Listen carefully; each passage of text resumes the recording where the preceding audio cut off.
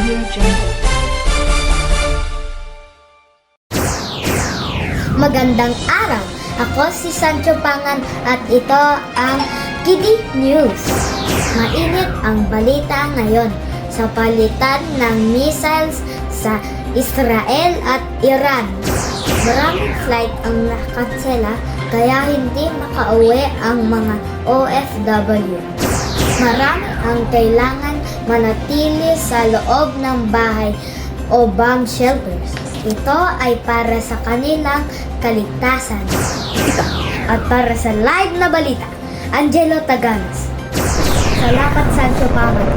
Matapos lang mag-bomba dito. Pang sitwasyon dito, lalo pa sa mga OFW. Malungkot sila dahil hindi sila makauwi ng Pinas. Kami ay humihingi ng inyong dasal. Angelo Taganas nagbabalita.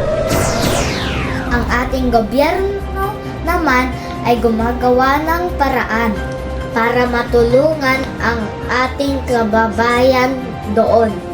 Sancho Pangan para sa Kidi News.